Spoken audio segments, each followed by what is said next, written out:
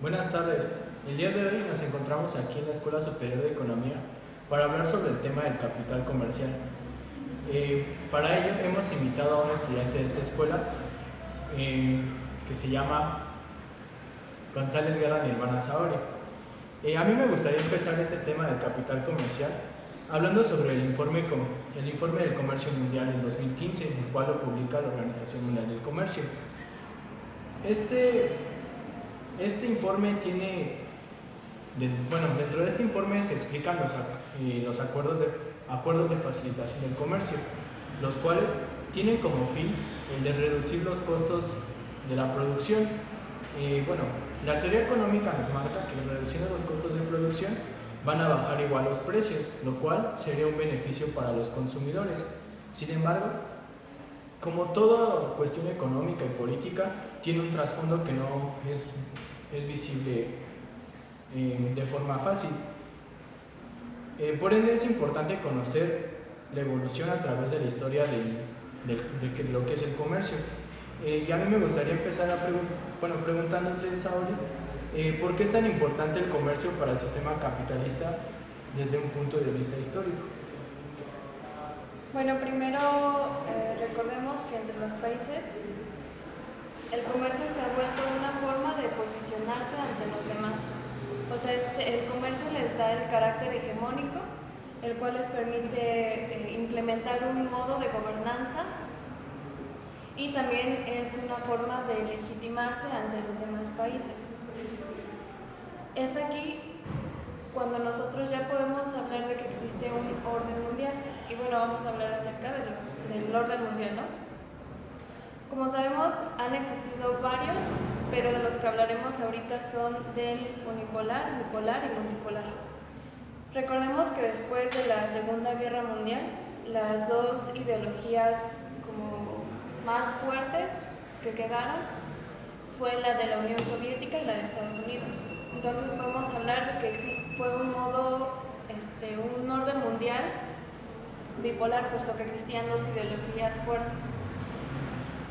Por parte de Estados Unidos, ellos buscaban una hegemonía económica capitalista y, como sabemos, pues la Unión Soviética era todo lo contrario. No estaba como tal en contra del comercio, pero de lo que sí estaba en contra era la manera en que el capitalismo explota a la clase trabajadora y, pues bueno, con el fin de beneficiar a algunos. Después después de la Guerra Fría, pues gana el capitalismo, entonces gana Estados Unidos, se vuelve un orden mundial de unipolaridad y así permanece hasta más o menos 1929 con la crisis de Estados Unidos. Aquí nos damos cuenta que Estados Unidos pues no podía mantener la economía por sí mismo y posteriormente, con el 11 de septiembre, podemos ver que los ataques terroristas hacia las Torres Gemelas dan a conocer que en realidad Estados Unidos no es fuerte ni puede superar o puede detener este tipo de ataques, ¿no? Entonces las demás economías empiezan a dar cuenta de esto y comienzan a hacerle frente a Estados Unidos. Más o menos por estas etapas es cuando ya surge un orden mundial de multipolaridad. O sea, en conclusión, actualmente nos encontramos en un orden multipolar porque hay acuerdos comerciales entre grupos de países que le hacen frente a Estados Unidos. Sí, aunque bueno, algunos dicen que todavía seguimos en un orden unipolar y que Estados Unidos sigue siendo el país hegemónico. Bueno, a continuación vamos a pasar a unas cápsulas de unas entrevistas a unos profesores de aquí de la Escuela Superior de Economía. Nos vamos a las cápsulas. Con el maestro Álvaro para hacerle las preguntas que habíamos comentado anteriormente. Maestro, ¿usted cree que nos encontramos en un orden mundial de multipolaridad?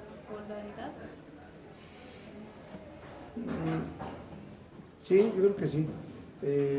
Después de transitar por un periodo breve de casi podríamos decir, una vez que se cae el bloque del famoso socialismo real, aparentemente se expresaba ya una tendencia a la unipolaridad, pero esto era la apariencia, porque en realidad el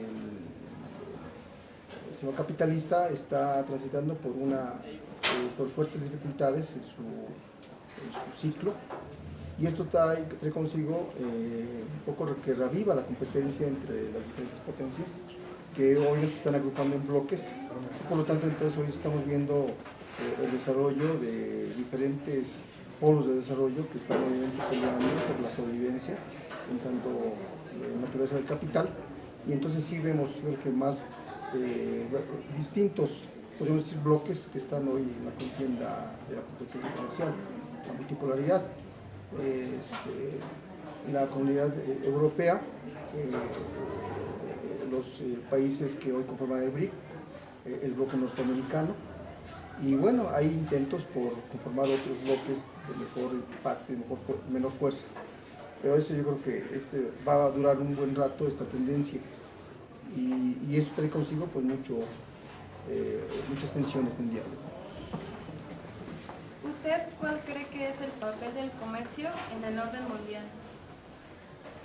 Bueno, el capitalismo de hecho así nace con un fuerte proceso mercantilista. Una vez que este proceso da pie ya a un nuevo modo de producción, que es el capitalista,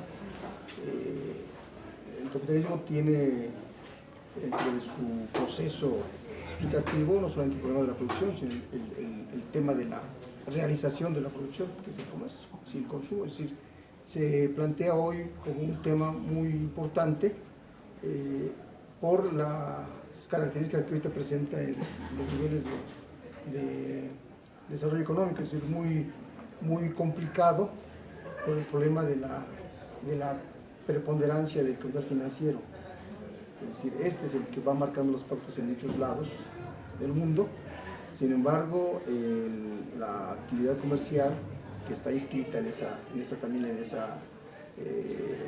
perspectiva trae consigo problemas. Es decir, lo que estoy planteando es de que el siglo XXI va a significar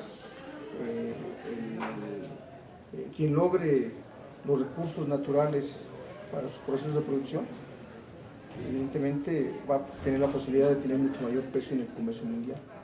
Entonces, en ese sentido, por eso muchos países están sufriendo el saqueo de sus recursos naturales, porque otras potencias están en la perspectiva de desarrollar la hegemonía comercial, la hegemonía en el mundo. Entonces, pues este es el proceso, ¿no? Es decir, muchos países tienen recursos naturales, no tienen las posibilidades de desarrollar ampliamente su proceso productivo, pero de ahí el fenómeno del saqueo, el nuevo saqueo en el siglo XXI para asegurar importante presencia en el ámbito del comercio mundial por algunas potencias. Es mi comentario. Claro. Sería todo, maestro. Muchas gracias. Con la siguiente pregunta. Para un país, ¿cuáles son las ventajas del comercio? ¿Cuáles son las ventajas de tener relaciones comerciales? Bueno, es muy importante porque en teoría los países pueden producir a más bajo precio los productos que generan internamente en comparación con lo que lo hacen sus competidores, y simultáneamente pueden comprar productos a más bajo costo, ya que ciertos productos que no se generan en el país podrían ser adquiridos en el extranjero, donde se producen con mayores tasas de productividad y por lo tanto a costos más bajos. Entonces esa sería una ventaja. En teoría, la teoría de las ventajas competitivas dice que cada país debe concentrarse en producir lo que naturalmente puede producir más, donde su competitividad puede ser mayor, y eso le daría ventajas frente al comercio internacional. ¿Y usted por qué cree que es mejor para el desarrollo capitalista eliminar las barreras del comercio? Bueno, yo no pienso que sea lo mejor. ¿No? No. Es que la pregunta tiene truco, porque dice, ¿usted por qué piensa que no? Yo no pienso que sea lo mejor. Yo pienso que un país debe proteger el desarrollo de su industria nacional, y a partir de fortalecer primero fuertemente su industria nacional, solo entonces puede abrir sus barreras al exterior, y solo en ciertos sectores, no en aquellos que sean estratégicos para el desarrollo nacional. Muchas gracias. Regresamos de las cápsulas.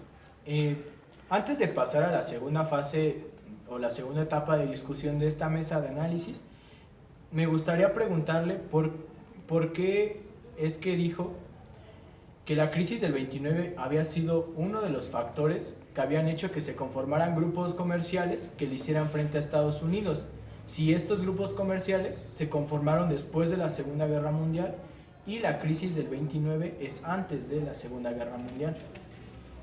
Sí, bueno, aquí tuve un problema en cuanto a fechas. Después de la Segunda Guerra Mundial existió una crisis de dolarización donde el oro ya no podía sustentar al dólar. Esto generó una serie de problemas y por lo tanto, como ya había dicho, Estados Unidos no podía mantener ya la economía y los demás países pues se dieron cuenta de esto. Bueno, ahora sí, pasamos a la segunda etapa de esta mesa y para empezar me gustaría preguntarle ¿quiénes son los que realmente tienen el dominio hegemónico del mundo? ¿Las empresas o los políticos? Porque hasta donde tengo entendido, en análisis, digamos, marxista, se encuentra o hace un análisis de la estructura y de la superestructura, en donde la superestructura entra todas estas cuestiones ideológicas y políticas, y en la estructura entra el sistema económico, el cual está, digamos, bajo el régimen de los empresarios, ¿no? Entonces, la estructura la marcan como que es lo que da el orden mundial, o así lo tengo entendido. No sé si usted esté de acuerdo con esta afirmación.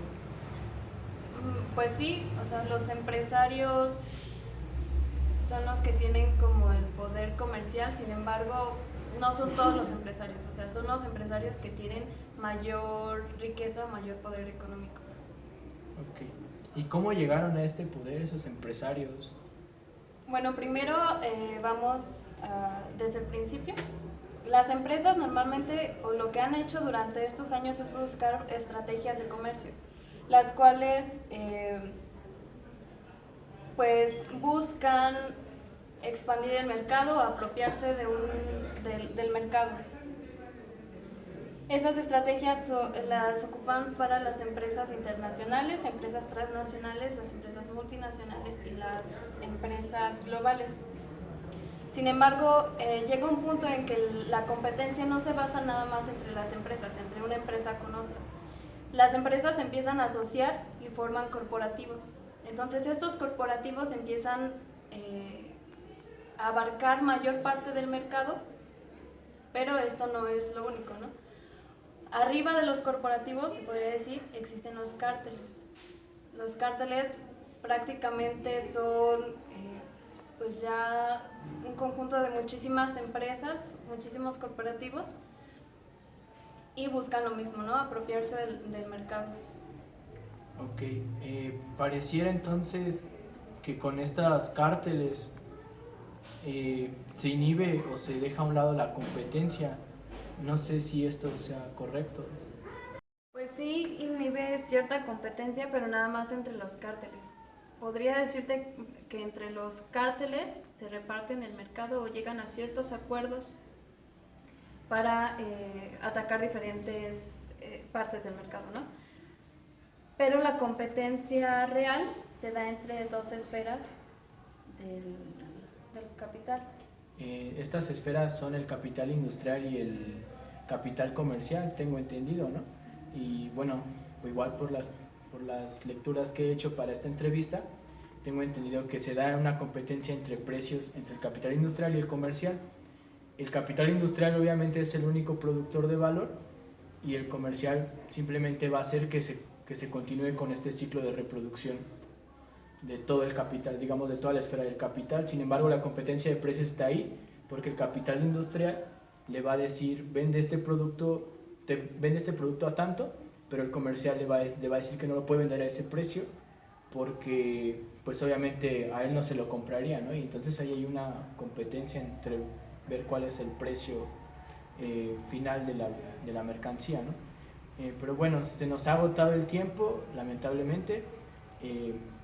Próximamente sacaremos otra cápsula o otro video para seguir comentando más sobre el capital comercial y sobre el capital financiero. Bueno, gracias, eso es todo por ahora.